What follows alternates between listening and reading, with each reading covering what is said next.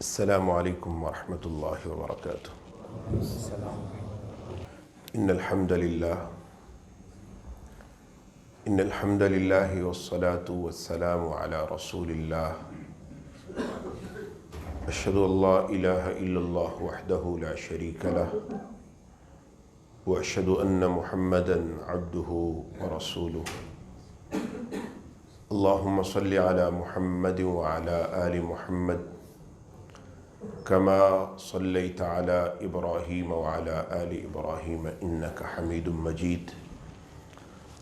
اللهم بارك على محمد وعلى آل محمد كما باركت على إبراهيم وعلى آل إبراهيم إنك حميد مجيد۔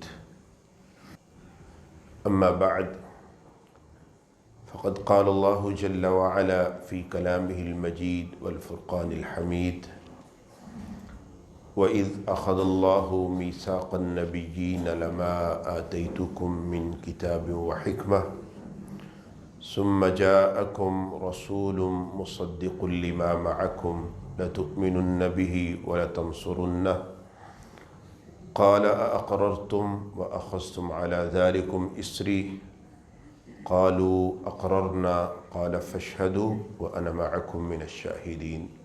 صدق اللہ العظیم۔ جو میں نے آیت کریمہ آپ کی خدمت میں پڑھی ہے،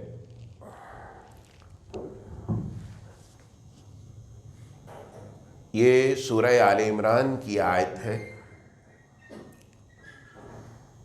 اس میں دین کے جو دو باب ہیں، دین کے صرف دو باب ہیں،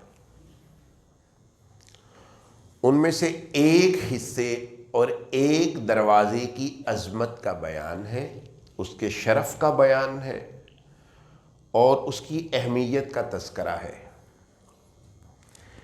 یہ پورا دین دو چیزوں پہ کھڑا ہے، اس میں ایک اللہ کی ذات ہے اور دوسری جناب محمد کریم صلی اللہ علیہ وسلم کی ذات ہے۔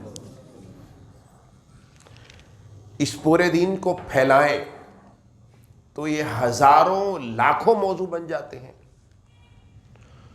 اگر اس دین کو آپ بند کر دیں تو صرف دو باتیں رہ جاتی ہیں، ایک ہے اللہ اور ایک ہے محمد کریم صلی اللہ علیہ وسلم۔ بس یہ پورے دین کا خلاصہ ہے۔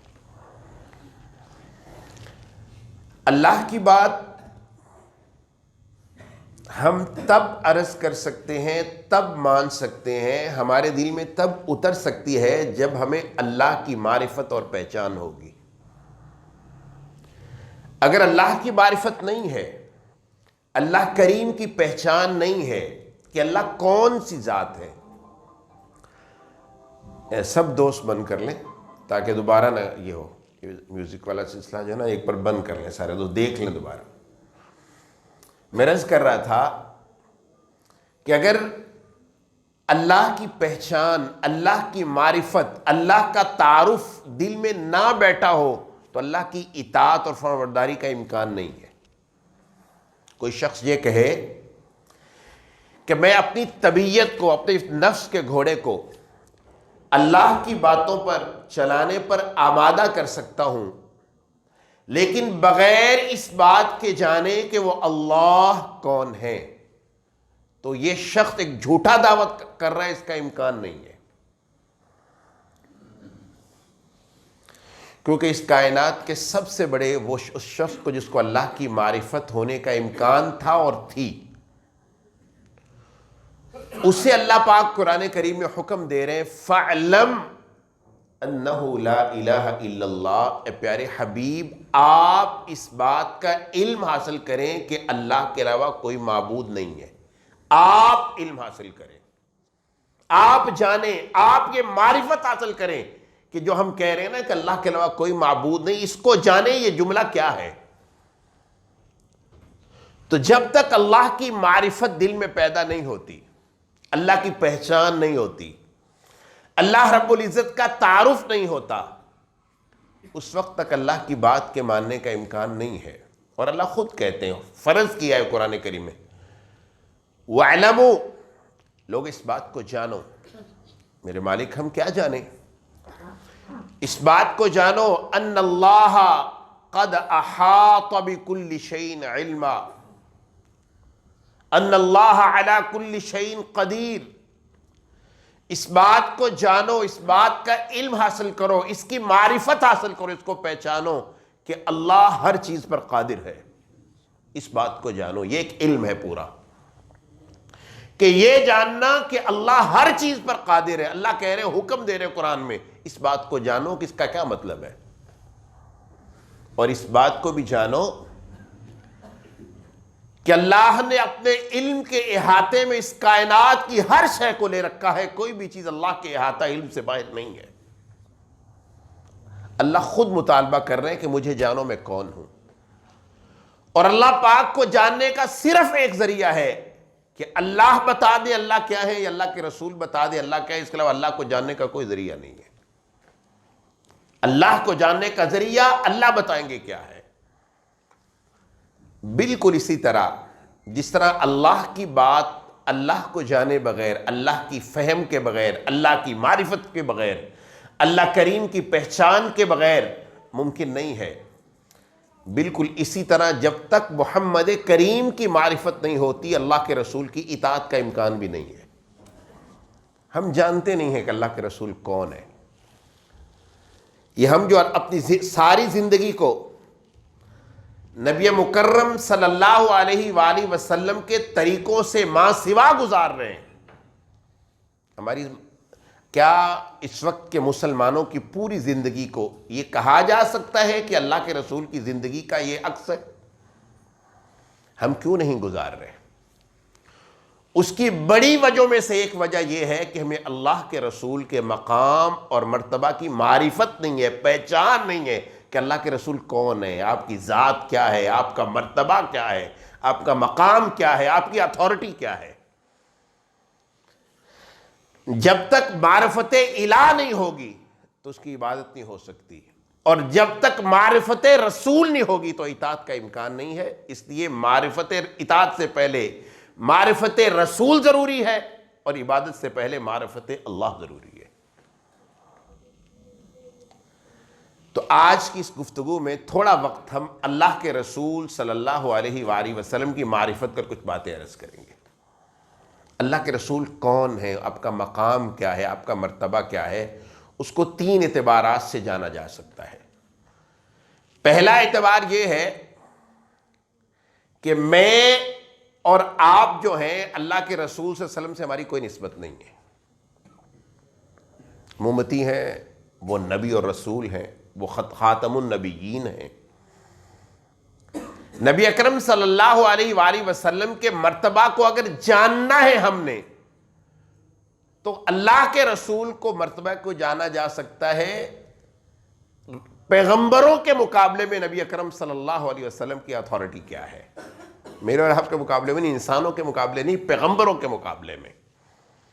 کہ ابراہیم علیہ السلام کے مقابلے میں محمد کریم کیا ہے، نوح علیہ السلام کے مقابلے میں محمد کریم کیا ہے، عیسیٰ علیہ السلام کے مقابلے میں محمد کریم کیا ہے. نبی اکرم صلی اللہ علیہ وسلم کو جاننے کے لیے نبیوں کو اور نبیوں کی اتھارٹیوں کو جان کے پھر اللہ کے رسول کو جانا جا سکتا ہے. قرآن کریم میں اللہ رب نے فرمایا ہے، یہ جو میں تشریح بیان کروں گا یہ سیدنا ابن عباس جو ترجمان قرآن اور صحابہ میں سے سب سے بڑے مفسر ہیں انہوں نے کی ہے. آپ فرماتے ہیں اللہ کے رسول کا مرتبہ کیا ہے، اس کو جانو اس آیت پر غور کر کے. اور وہ یہ ہے کہ اللہ پاک نے جب انبیاء علیہ السلام کی یہ بساط سجائی، جس میں جناب آدم علیہ السلام سے لے کر جناب یحییٰ اور عیسیٰ علیہ السلام تک سارے انبیاء کو رکھا، سب انبیاء، سارے انبیاء، ابراہیم بھی شامل ہیں علیہ السلام، نوح بھی شامل ہیں، عیسیٰ بھی شامل ہیں، موسیٰ بھی شامل ہیں، ادریس بھی شامل ہیں، سارے انبیاء. اللہ کہتے ہیں ان سارے نبیوں کو میں نے جمع کیا اور ان سے ایک عہد لیا کہ تمہیں رسالت کیوں دی جائے گی، تمہارے ساتھ میرا معاہدہ کیا ہے. وَإِذْ أَخَذَ اللَّهُ مِيثَاقَ النَّبِيِّينَ، اللہ کہتے ہیں میں نے نبیوں سے معاہدہ لیا. اور ان نبیین میں جو الف لام ہے اس کا مطلب ہے کوئی نبی اس معاہدے کے وقت باہر نہیں تھا، اس بات سے سب نبیوں سے لیا. کیا معاہدہ لیا؟ لما آتیتکم من کتاب و حکمہ، کہ تمہیں اس بات کا علم ہے کہ میں تمہیں رسالت و نبوت کے منصب پر فائز کرنے والا ہوں۔ پھر کیا ہوگا؟ پھر یہ ہوگا ثم جاءکم رسول، پھر ایک رسول آئے گا۔ ثم جاءکم رسول، اس کی خوبی یہ ہوگی مصدق لما معکم، تمہاری سب نبیوں کی رسالت اور نبوت کا اقرار کرتا ہوگا۔ یہ اللہ معاہدہ لے رہے ہیں، مجھ سے اور آپ سے نہیں، انبیاء سے۔ آدم علیہ السلام سے بھی یہ معاہدہ لیا گیا، ابراہیم علیہ السلام سے معاہدہ لیا گیا، عیسیٰ علیہ السلام سے، سب سے لیا گیا معاہدہ۔ اور یہ تنوین تعظیم کی ہے۔ ابن عباس کہتے ہیں اللہ ان کا ثم جاءکم رسول، پھر ایک رسول آئیں گے۔ ابن عباس کہتے ہیں اس رسول سے مراد محمد کریم صلی اللہ علیہ وسلم ہے۔ یہ کوئی ایسی نہیں کہ میں اپنی بات کر رہا ہوں، صحابی مفسر بیان کر رہے ہیں، ترجمان القرآن بیان کر رہے ہیں۔ مطلب یہ ہے کہ سارے انبیاء سے اللہ پاک نے معاہدہ کرتے ہوئے یہ کہا کہ تمہاری نبوت کی ڈیٹ اور تمہاری نبوت کا وقت اور تمہاری نبوت کی ساری سلطنت اس وقت تک ہے جب تک اس کائنات میں محمد کریم نہیں آ جاتے۔ تم یہ معاہدہ کرو مجھ سے کہ جب تم منصب نبوت پر فائز ہو، یہ نہیں کہ دنیا سے چلے گئے، تم موجود ہو، ثم جاءکم رسول، اور اس وقت محمد کریم صلی اللہ علیہ وسلم دنیا میں تشریف لے آئے، تو تم نے کیا کرنا ہے؟ تمہاری رسالت اور نبوت کنسیڈر کب کی جائے گی؟ فرمایا تمہاری رسالت اور نبوت اللہ کے ہاں تب مانی جائے گی۔ معاہدہ اس بات کا ہے کہ تم نے کیا کرنا ہے؟ تم نے سب سے پہلا کام یہ کرنا ہے کہ محمد کریم صلی اللہ علیہ وسلم پر سب نے ایمان لے آنا ہے۔ مان لیا۔ فرمایا پھر کیا کرنا ہے؟ فرمایا یہ نہیں کہ تم محمد کریم صلی اللہ علیہ وسلم پر ایمان لانے کے بعد اپنے اس معاہدے سے بری ہو جاؤ گے، نہیں، لَتُؤْمِنُنَّ بِهِ وَلَتَنْصُرُنَّ، تم پھر محمد کریم کے حواری بن کے کھڑے ہو کر ان کے دین کے غلبے کی کوشش کرو گے سارے۔ پھر پوچھا قال اقررتم واخذتم علی ذالکم اسری، پھر پوچھا کیا تم سب یہ اقرار کرتے ہو؟ فرمایا جی کرتے ہیں۔ فرمایا ہاں، اب تم منصب نبوت پر فائز ہو اس اقرار کے ساتھ۔ اگر اس کو میں بیان کروں سادے انداز میں تو نبی اکرم صلی اللہ علیہ وسلم میرے اور آپ کے نبی نہیں ہیں، محمد کریم صلی اللہ علیہ وسلم سارے انبیاء کے بھی نبی ہیں۔ اللہ معاہدہ کر رہے ہیں، اور میں اور آپ کس قدر خوش نصیب ہیں کہ ہمیں نبیوں کا نبی اور امام الانبیاء اور سید الانبیاء جو ہے اس کی امت میں پیدا کر دیا گیا ہے۔ اللہ اکبر۔ یہی وجہ ہے کہ معراج کے موقع پر جب سارے نبیوں کو صف بنائی اور امام کو ڈھونڈا گیا تو میری اور آپ کی جماعت میں نہیں، انبیاء کی جماعت میں ایک ہی شخص ایسا تھا جو اس امامت کے لائق تھا، جس کا نام محمد کریم ہے۔ جناب جبرائیل نے ہاتھ سے پکڑا، فرمایا حضرت آئیے اور مصلی امامت پہ کھڑے ہوئے۔ اب آدم و ابراہیم کوئی بھی اس مصلی کے لائق نہیں رہا۔ یہ محمد کریم کا مقام ہے۔ ہم سمجھتے نہیں ہیں کہ کیسا نبی اللہ پاک نے عنایت کیا۔ یہ مقام ہے کہ محمد کریم کے آنے کے بعد کسی نبی کی نبوت نہیں رہے گی، کسی نبی کی امامت نہیں رہے گی۔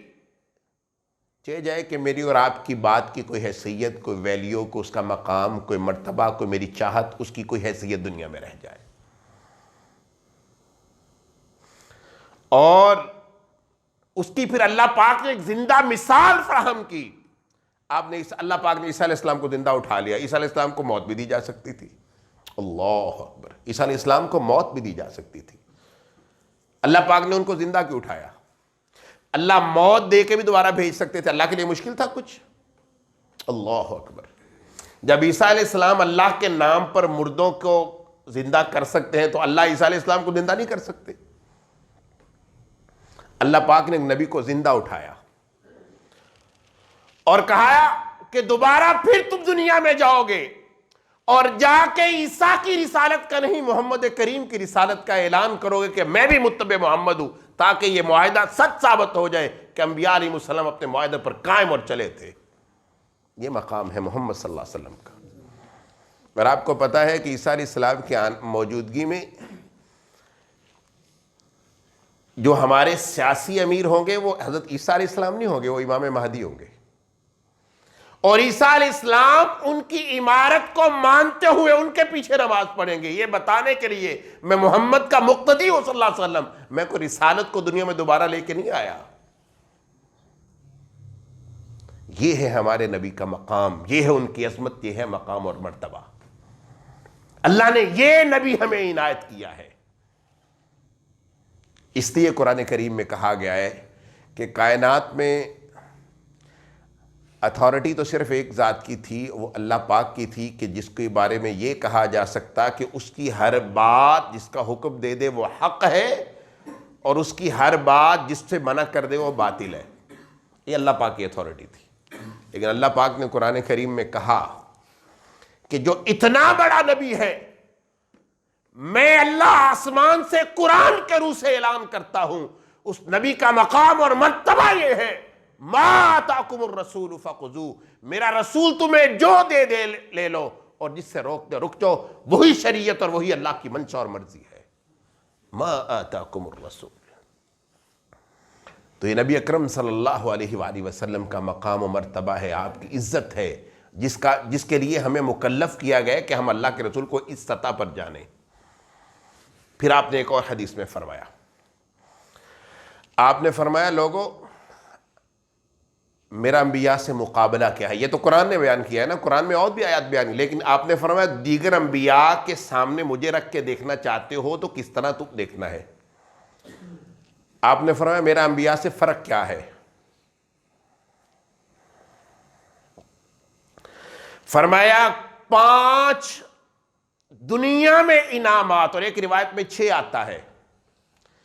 5 دنیا میں ایسے انعامات دیے گئے ہیں جو میرے علاوہ اس کائنات میں کسی نبی کو نہیں دیے گئے، وہ صرف مجھے دیے گئے اور کوئی نبی اس کائنات میں نہیں آیا. آپ نے فرمایا پہلا انعام کیا ہے. ہم سمجھتے ہیں کہ شاید یہ ہوتا ہی ایسے آیا رہا ہے، ایسے نہیں ہوتا رہا. بہت ساری چیزیں اللہ پاک نے محمد کریم صلی اللہ علیہ وسلم کے لیے بچا کے رکھی ہوئی تھی. بھئی ساری شریعتوں میں حکم ہونے چاہیے. نبی اکرم صلی اللہ علیہ وسلم کی اتھارٹی یہ ہے کہ اللہ کے رسول صلی اللہ علیہ وسلم نے فرمایا ہے، آپ نے فرمایا اعطیتو، ایک روایت میں 6 آتا ہے، ایک میں 5 آتا ہے. آپ نے فرمایا مجھے 6 چیزیں ایسی دی گئی لم یعطہن، جن کو نہیں دیا گیا قبلی، مجھ سے پہلے کسی نبی اور رسول کو. 5 چیزیں، ایک میں 5 آتی ہے، ایک میں 6 آتی ہیں. آپ نے 5 یا 6 چیزیں ایسی ہیں جو صرف مجھے ملی ہیں، کسی اور نبی کو ملی نہیں ہے. یہ نبیوں سے مقابلہ ہے اللہ کے رسول کا، میرے اور آپ سے نہیں ہے، امتیوں سے نہیں ہو رہا، حواریوں اور صحابہ سے نہیں ہو رہا. آپ نے فرمایا میری پہلی خصوصیت کیا ہے، نصرت بالرعب مسیرۃ شہر. اللہ اکبر. آپ نے فرمایا یہ کائنات میں کسی نبی کو نہیں دیا گیا، مجھے اللہ پاک نے یہ عزت دی ہے، نصرت بالرعب مسیرۃ شہر. میں اپنے دشمن سے 1 مہینہ دور مسافت پر ہوتا ہوں، میرا دشمن مجھ سے کپ کپا رہا ہوتا ہے کہ محمد نہ آ جائے، محمد نہ آ جائے. اللہ اکبر. نصرت بالرعب. اور ہمیں یقین اس بات کا نہیں ہے، بدقسمتی کی بات ہے، کافر کو یقین تھا اس بات کا. نبی اکرم صلی اللہ علیہ وآلہ وسلم نے مکے کے ایک کافر کو بد دعا دی تھی اور فرمایا تھا اللہم سلط علیہ کلب بن کلابک. آپ نے کہا تھا اے اللہ اس کافر پر اپنے کتوں میں سے ایک کتا مسلط کر دے جس کو چیر پھاڑ کے کھا جائے. کس نے کہا تھا؟ جس دن آپ نے بد دعا دی تھی وہ سارے مکے میں اعلان کرتا پھرتا لوگوں مجھے بچا لو، مجھے محمد کی بد دعا لگ گئی ہے. اللہ اکبر. میں اور آپ امتی ہیں اور ہمیں اس بات کا احساس نہیں کہ اللہ کے رسول کا یہ حکم ہے، اللہ کے رسول مجھ سے مخاطب ہے کہ یہ کرو یہ نہ کرو. حتیٰ کہ ایک سفر میں گیا، سفر میں جانے کے بعد اس نے کہا تم جانتے ہو کہ میں محمد صلی اللہ علیہ وسلم کی بد دعا لیے پھر رہا ہوں اس کائنات میں، مجھے بچاؤ۔ انہوں نے بچانے کا کیا کیا؟ سب سے پہلے اپنا سامان رکھا، سامان کے بعد ایک دائرہ بنایا، اس کے بعد ارد گرد اونٹ بٹھائے، اونٹوں کی قطاریں بنائیں کہ کوئی باہر سے نہ کوئی شیر، کوئی چیتا، کوئی جانور، کوئی بھیڑیا نہ آ جائے۔ درمیان میں اس کو سلایا، ارد گرد خود سوئے۔ لیکن جب محمد کریم صلی اللہ علیہ وآلہ وسلم کی بد دعا لگ جائے پھر کوئی حفاظت اسے بچا نہیں سکتی۔ یہ اللہ کے رسول کی شان ہے، ہمیں یقین نہیں ہے۔ آپ نے فرمایا نصرت بالرعب مسیرۃ شہر، میں اپنے دشمن سے 1 مہینے کی مسافت پہ ہوتا ہوں، میرا دشمن تھر تھر کانپتا رہتا ہے کہ محمد کہیں آ کے مجھے لے نہ جائے۔ وہ رات سویا اس خوف میں، لیکن صبح اٹھا تھا تو اس کی لاش کو کوئی اللہ کا کتا کھا کے چیر پھاڑ کے چلا گیا تھا۔ یہ محمد کریم کا مقام ہے۔ کافروں کو بھی یقین ہوتا تھا کہ محمد کریم صلی اللہ علیہ وسلم کی زبان سے نکلی بات وہ حق ہے۔ ہمیں سمجھ نہیں آ رہی اللہ کے رسول کی اتھارٹی کی۔ ہم سمجھتے ہیں کہ نبی اکرم صلی اللہ علیہ وسلم کی سنت سے افضل بھی کوئی طریقہ ہو سکتا ہے۔ ہم اپنی اجتماعی زندگی میں، اپنی انفرادی زندگی میں، اپنی اولاد کی تعلیم میں، ہم اپنے گھر بنانے میں، اپنے کاروبار سجانے میں، پوری دنیا میں جو کچھ میرے پاس ہے، میں سمجھتا ہوں جو میں سمجھ رہا ہوں وہ سب سے بہتر ہے۔ محمد کریم کا بتایا ہوا طریقہ میرے لیے اہم نہیں ہے۔ اللہ اکبر۔ جبکہ دنیا میں جب مسلمان غالب ہوا تھا تو اس وقت وہی جماعت تھی جن کو محمد کریم کی عظمت کا اندازہ تھا۔ نبی مکرم صلی اللہ علیہ وسلم مکہ سے نکلے جناب ابوبکر لے کر، پورے مکے کے سارے قبیلے نبی اکرم صلی اللہ علیہ وسلم کے قتل پر متفق ہو چکے ہیں۔ مکے کے بہترین نوجوان 100 نوجوانوں کے ہاتھوں میں تلواریں دے کے محمد صلی اللہ علیہ وسلم ننگی تلواریں دے کے آپ کے قتل پر ان کو مامور کر دیا ہے۔ آپ صلی اللہ علیہ وسلم نکل جاتے ہیں، وہ بہترین ماہر کھوجیوں کو لے کر اللہ کے رسول کا پیچھا کرتے ہیں۔ نبی مکرم صلی اللہ علیہ وآلہ وسلم نبی اکرم صلی اللہ علیہ وسلم غار ثور میں چھپ جاتے ہیں۔ وہ نبی اکرم صلی اللہ علیہ وسلم کے پیچھے چلتے چلتے چلتے چلتے وہ غار ثور کے دہانے اور اس کے دروازے پہ آ کے رک جاتے ہیں۔ آپ کے چوکیدار، آپ کے سپاہی اور آپ کے سب سے محبوب شخص جناب ابوبکر، جن کو آپ کا چوکیدار تھے، وہ غم زدہ ہو جاتے ہیں۔ کہتے اللہ کے رسول اگر یہ کھڑے ہوئے ہیں، آپ کو پتہ ہے غاریں ایسے ہوتی ہیں اوپر سے نیچے، اگر انہوں نے اپنے پاؤں کی طرف نگاہ ڈالی تو ہمیں دیکھ لیں گے۔ اللہ اکبر۔ اللہ کے رسول کی باتوں کو سمجھنے والے لوگ کیسے تھے یہ سمجھا رہا ہوں، ہمیں یقین نہیں ہے۔ نبی اکرم صلی اللہ علیہ وسلم نے اتنی بات کی، فرمایا ابوبکر ان 2 لوگوں کے بارے میں تیرا کیا خیال ہے؟ اللہ ثالثہما، جن کا تیسرا اللہ ہو۔ اللہ۔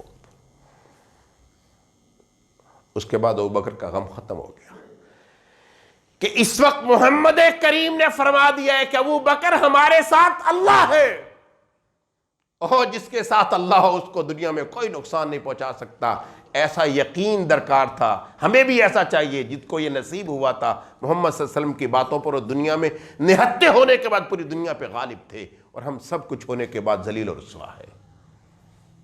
یہ یقین محمد صلی اللہ علیہ وسلم کی بات پر اگر ہوگا تو ہمارا یہ کام چلے گا۔ آپ فرماتے ہیں نصرت بالرعب مسیرۃ شہر، میں 1 مہینے کی مسافت دور ہوتا ہوں، میرا دشمن مجھ سے ڈر رہا ہوتا ہے، کانپ رہا ہوتا ہے، محمد صلی اللہ علیہ وسلم لے لیں گے، کھا لیں گے، پکڑ لیں گے، مار دیں گے۔ آپ نے فرمایا یہ کسی نبی کو نہیں دیا گیا، مجھے دیا گیا ہے۔ دوسرا آپ نے کیا کہا؟ آپ نے کہا وَجُعِلَتْ لِيَ الْأَرْضُ مَسْجِدًا وَطَهُورًا، یہ بہت اہم بات ہے۔ آپ نے فرمایا اس سے پہلے آپ نبی اکرم صلی اللہ علیہ وسلم کی خصوصیات دیکھیے، انبیاء کے مقابلے میں کیا ہے، مقام کیا ہے۔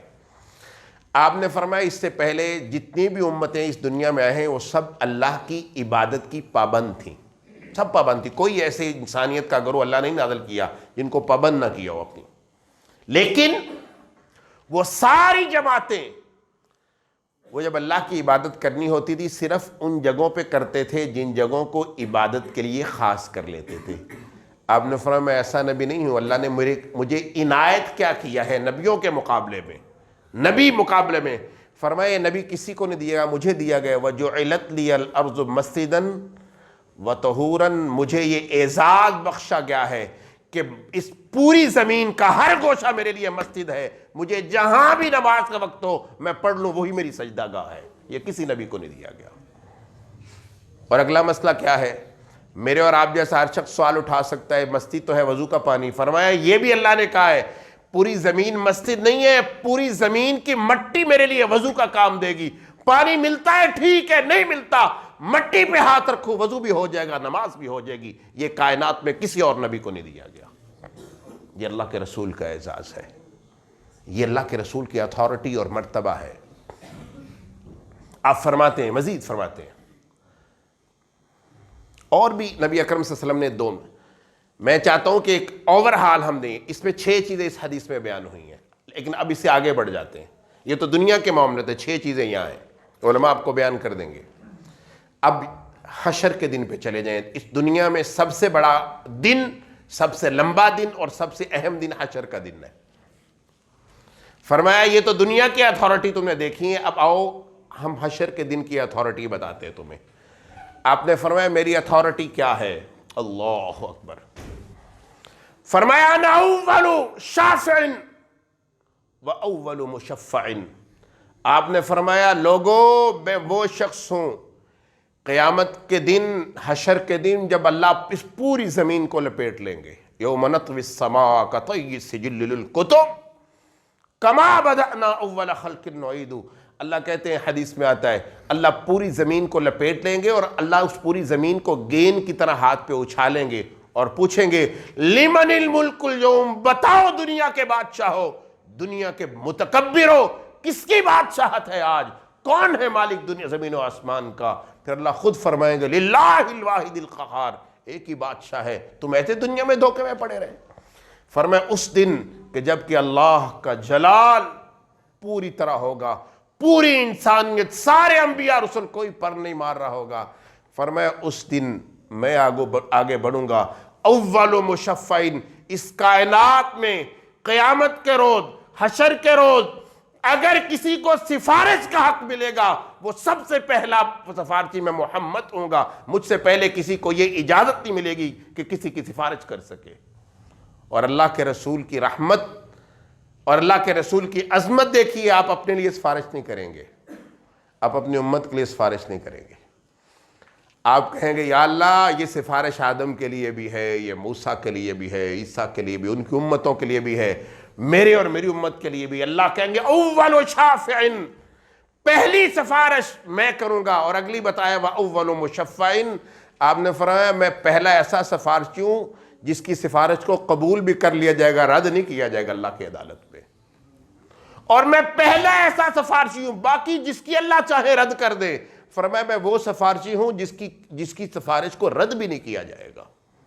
اللہ اکبر، یہ ہے اللہ کے رسول کا مقام۔ ہم اس پہلو کو بیان نہیں کرتے۔ بھئی اطاعت کب ہوگی؟ جب فہم ہوگا اللہ کے رسول کون ہے، جب مرتبہ دل میں بیٹھے گا، مقام کا پتہ چلے گا اللہ کے رسول ہیں کون۔ اللہ اکبر۔ اور آپ فرماتے ہیں یہ ساری بات کہہ کے آپ نے فرمایا میرا اگلا مقام کیا ہے؟ وہ پہلے بھی انبیاء، انا سید الانبیاء، سید الانبیاء تو کہا ہے، آپ فرمایا میرا مقام یہ ہے کہ میں اس پوری آدم کی اولاد کا سردار ہوں تنہا، انا سید ولد آدم۔ سرداری کیا ہوتی ہے یہ الگ موضوع ہے، میں چاہتا تو بات لمبی نہ ہو جائے، ٹائم ختم ہو رہا ہے۔ آپ نے فرمایا انا سید ولد آدم، اس پوری انسانیت کی ساروں کی سرداری کا اکیلے اگر کسی پہ تاج رکھا گیا تو وہ بھی میں ہی ہوں۔ اللہ اکبر۔ آقا فرماتے ہیں عاجزی کی حد یہ ہے، فرمانے لگے میں وہ آدمی، مجھے یہ بتائیں کہ کسی کو ایک ٹاؤن کی کمیٹی کا انچارج بنا دیا، اس کی کیا حالت ہوتی ہے؟ کوئی کسی شہر کا، کوئی لاہور کا میئر بن جائے، کوئی وزیر اعظم پنجاب، وزیر اعلیٰ پنجاب بن جائے، پاکستان۔ آپ فرماتے ہیں یہ کوئی اتھارٹی تقسیم شہر، ملک، محلے کی نہیں ہو رہی، یہ آدم سے لے کر قیامت تک کے آخری شخص کی ہو رہی ہے۔ آپ فرماتے ہیں انا سید ولد آدم، لوگو میں آدم کی اولاد کا سردار ہوں، لیکن میں یہ بیان کروں، آپ نے نہیں فرمایا، ساتھ یہ بھی کہہ رہے ہیں میں تمہاری طرح گھٹیا نہیں ہوں کہ تمہیں تھوڑا سودا ملے تو تمہارے کپڑے پھٹنا شروع ہو جاتے ہیں، لیکن آپ نے فرمایا ولا فخرا، لوگوں میں اپنی اس چودراہٹ کی بنیاد پر دنیا میں اترا کے نہیں جیوں گا، میں دنیا میں عاجز بن کے رہوں گا، انا سید ولد آدم ولا فخر۔ اور آپ نے فرمایا میری عاجزی یہ ہے کہ میں گھر میں بیٹھا اپنے گھر والوں کے جوتے بھی درست کر کے ان کو گانٹھ دیتا ہوں۔ اللہ، آقا نامدار کی عاجزی یہ، سید ولد آدم، اور اس کی عاجزی کیا ہے کہ اپنے گھر والوں کے جوتوں کو بھی ٹھیک کر دیتے ہیں، کپڑوں کو بھی ٹھیک کر دیتے ہیں، اس قدر عاجز انسان۔ اللہ اکبر۔ اور مدینے کے بچوں کے نام کو بتایا۔ کل میں چند دن پہلے میں مقدام ابن معدی کرب رضی اللہ تعالیٰ عنہ، صحابی ہیں اللہ کے رسول کے، یمنی صحابی ہیں، پھر شام میں رہے ساری زندگی، وہیں وفات ہوئی۔ اللہ، آپ وہ ہیں آدم، پوری اولاد آدم کا سردار، اور بچوں کے ساتھ کھیلتا تھا۔ اللہ اکبر۔ مقدام معدی کرب سے کسی نے سوال کیا ہمیں آپ بھی صحابی ہیں؟ آپ کی تو 4 ہجری میں پیدائش ہوئی ہے، اللہ کے رسول تو 10 ہجری میں فوت ہو گئے، آپ 6 سال کی عمر میں صحابی کیسے بن گئے؟ کہتے ہیں ہاں تم ٹھیک کہہ رہے ہو، میں اتنا ہی چھوٹا تھا، 4 ہجری میں پیدا ہوئے ہیں، یمن کے رہنے والے ہیں، میں کیسے صحابی بن گیا؟ کہتے ہیں میں اپنے چچا کے ساتھ جب مدینے آیا تھا تو اللہ کے رسول نے میرا کان پکڑ کے مروڑا تھا۔ اللہ، یہ نبی۔ مجھے اپنی صحبت کا کہتے ہیں واقعہ بھی یاد ہے کہ میں جب اپنے ابا اور چچا کے ساتھ مدینہ آیا تھا تو آقا نامدار نے میرا کان پکڑ کے کہا تھا یہ ہے تیرے والدین مقدام، یہ ہے تیرے والدین۔ اللہ اکبر۔ یہ ہیں اس آدم کی اولاد کے سردار۔ حضرت انس کے بھائی تھے، ان کے پاس ایک فاختہ تھی ممولا، اسے کھیلا کرتے تھے، وہ مر گیا۔ اللہ کے رسول اس کے پاس جاتے ہیں، کہتے ہیں یا ابا عمیر، اے عمر، چھوٹا بچہ، اللہ کے رسول کو پتا تھا وہ فاختہ سے کھیلتا ہے، آپ دیکھیں یہ ممکن ہے؟ سید ولد آدم یہ بات کر رہا ہے۔ آپ کہتے ہیں یا ابا عمیر ما فعل بک النغیر، ابو عمیر تیری فاختہ، تیرا ممولا تجھے چھوڑ کے چلا گیا، اس نے کیا کیا تجھے؟ وہ اس پہ دکھ کیا کرتا تھا، اللہ کے رسول اس کو بہلایا کرتے تھے کہ تیرا ممولا، تیری فاختہ تجھ کو چھوڑ کے چلا گیا۔ آقا نامدار کی یہ حالت ہے، سید ولد آدم۔ اللہ اکبر۔ ہم اپنے اخلاق کو دیکھیں، ہم دیکھیں نبوی باتیں ہمارے اندر کدھر ہیں۔ تو آپ نے فرمایا قیامت کے دن اول شافین، میں پہلا سفارشی ہوں، وَأَوَّلُ مُشَفَّعٍ، سب سے پہلے میں ہوں جس کی سفارش کو قبول کیا جائے گا، مجھ سے پہلے کائنات میں کسی کی سفارش قبول نہیں کی جائے گی۔ اللہ اکبر۔ ہم اس نبی کے امتی ہیں۔ چھوٹا سا یہاں پر ایک چھوٹی سی بات بتا دیتا ہوں تاکہ ہم سفارش کے حقدار ہو جائیں۔ نبی مکرم صلی اللہ علیہ وسلم نے فرمایا جو 2 اذانوں کے درمیان، اقامت اور اذان کے درمیان یہ دعا پڑھتا ہے نا، اللہ اکبر، یہ بھی اصل میں عظمت کی بات ہے، سید ولد آدم، وہ سن لیں پھر یہ بھی سن لیں۔ آپ فرماتے ہیں جنت میں ایک ایسا مقام ہے کہ وہ مقام سب سے نفیس، سب سے عمدہ، سب سے اعلیٰ، سب سے بلند تر ہے۔ اس مقام کی خوبی یہ ہے کہ وہ بنا ہی ایک بندے کے لیے ہے، اس میں دوسرے بندے کی رہائش ہو ہی نہیں سکتی۔ اللہ، کس کے لیے بنا ہے؟ ایک بندے کے لیے۔ آپ نے فرمایا آئے ہائے، اللہ کے رسول کو علم ہی ہوگا، لیکن عاجز بندہ کتنا ہے؟ آپ نے فرمایا میں اللہ کی بارگاہ میں امید کرتا ہوں کہ وہ گھر میرا ہے۔ اللہ اکبر۔ یہ ہے اللہ کے رسول، وہ ایک ہی مکان ہے وہاں۔ فرمایا اس کا نام پتہ کیا ہے؟ اس مکان کا نام ہے الوسیلہ۔ نام کیا ہے؟ فرمایا میرا کوئی امتی اذان اور نماز کے دوران اللہ سے میرے لیے یہ دعا کرے نا، یا اللہ محمد کریم کو یہ مقام دے دے جو ایک ہی بندے کے لیے بنا ہے، اور سب سے جنت کا اعلیٰ مقام وہی ہے۔ فرمایا میرے لیے اس کی شفاعت واجب ہے۔ انا اول شافع و اول مشفع، میں پہلا سفارشی ہوں، میری سفارش کو قبول کیا جائے گا۔ یہ اللہ کے رسول سے تعلق ہے۔ اللہ اکبر۔ آخری بات، کیونکہ آخری بات کیا کہ بات آپ نے فرمایا میدان حشر سجا ہوگا تو ایک دروازے پہ دستک ہوگی، ایک دروازے پہ دستک ہوگی، دروازے کا دربان پوچھے گا من کون ہے؟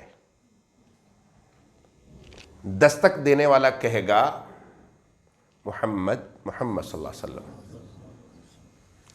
اس سے بڑا مقام کوئی نہیں ہے۔ میں بات ختم کر رہا ہوں اور آخری بات آپ کے دل میں بٹھانے کی کوشش کروں تاکہ ہم مقام نبوت کو پہچانیں۔ آپ فرماتے ہیں دنیا کے مقام دیکھ لیا، قیامت کے دن کا دیکھ لیا، اس سے آگے بڑھ جائیے۔ اب فرماتے ہیں دروازے پہ دستک ہوگی، سوال دستک کو سن کر دروازے کا چوکیدار دربان پوچھے گا من کون ہے؟ آپ جواب دیں گے محمد، تو کہے گا وہ دربان کہے گا یہ جو دروازہ بجا ہے یہ جنت کا دروازہ ہے۔ فرمایا مجھے اللہ پاک نے اس دروازے کا دربان بنایا ہے کہ اس کو بند رکھنا ہے، اس دروازے پہ جب تک محمد کریم آ کے دستک نہ دیں اس دروازے کو کھولنا نہیں ہے تم نے۔ اللہ اکبر، ایسا نبی! آپ نے فرمایا میں دروازہ کھولوں گا، دروازہ کھٹکھٹاؤں گا، بجاؤں گا، پوچھے گا کون؟ میں کہوں گا محمد۔ وہ جواب دے گا مجھے ایک ہی حکم دیا گیا ہے کہ محمد صلی اللہ علیہ وسلم سے پہلے یہ دروازہ نہیں کھلے گا، آئیے اور جنت میں جانے کا افتتاح کیجئے۔ آپ سے پہلے جنت میں کوئی داخل بھی نہیں ہوا اور نہ کوئی ہو سکتا ہے۔ یہ ہیں میرے اور آپ کے نبی جناب محمد کریم صلی اللہ علیہ وسلم۔ دنیا میں بھی ان کی عظمت، انبیاء میں بھی وہی عظیم، قیامت کے دن بھی اللہ کے بعد سب سے بڑی عظمت کے مالک، اور جنت کا دروازہ بھی ان کے علاوہ کوئی نہیں کھلائے گا۔ بعض لوگ کہتے ہیں، معذرت سے عرض کر رہا ہوں، بات کرنی نہیں چاہیے، کہتے ہیں جنت حسین کی ہے، حسین جسے چاہے جنت دے، جسے چاہے نہ دے۔ اوئے ہوئے، اتنا بڑا ظلم! حسین کو سرداری بھی محمد کریم نے دی تھی، وہ نہ دیتے تو سرداری بھی نہ ملتی، تم اتنی بڑی بات کہہ دیتے ہو۔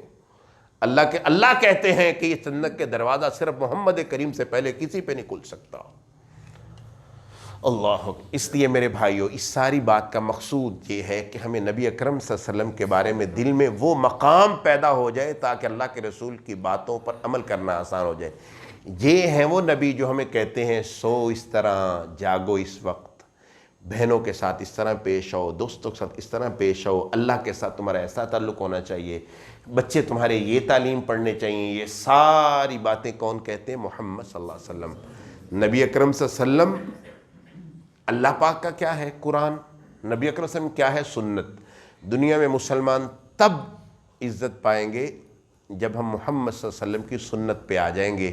جب تک ہم اللہ کے رسول کی سنت کو نہیں اپنائیں گے اس وقت تک ہم عزت نہیں پا سکتے۔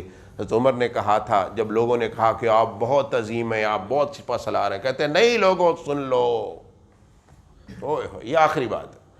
آپ نے فرمایا لوگوں سن لو، یہ ساری عزتیں یہ محمد صلی اللہ علیہ وسلم سے وفا کی بنیاد پہ ملی ہے، اس میں ہمارا کوئی حصہ نہیں ہے۔ ہم نے محمد صلی اللہ علیہ وسلم پہ وفا کی، اللہ نے یہ عزتیں دی۔ آج ہم بھی محمد صلی اللہ علیہ وسلم سے وفا کریں گے تو اللہ عزتیں دیں گے، ورنہ ہمارے پاس عزت کا کوئی راستہ نہیں ہے۔